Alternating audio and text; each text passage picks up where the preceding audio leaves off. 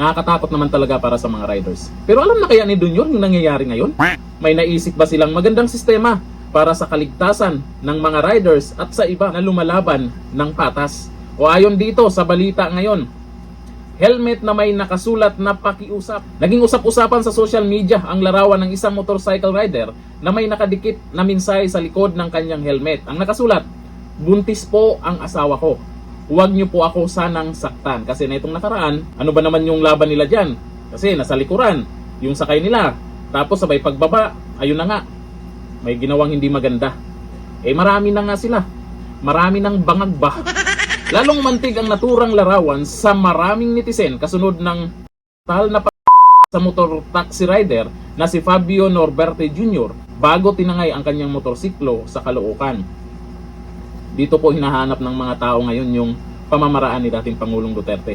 Kasi noon, takot tong mga to Nanawagan din siya ng mas mahihigpit na batas, mas mabibigat na parusa laban sa mga marahas na kriminal at mas matibay na proteksyon para sa mga rider at iba pang manggagawang araw-araw na nakipagsapalaran sa lansangan.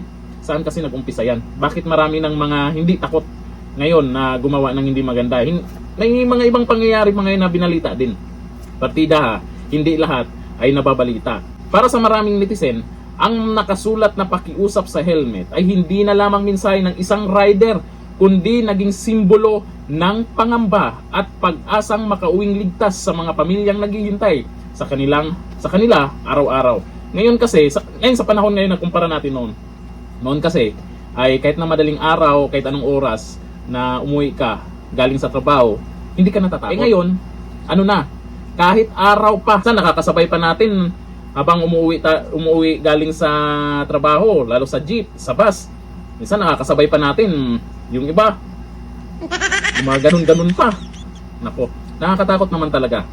Hindi po nakikita ng mga loyalista nga.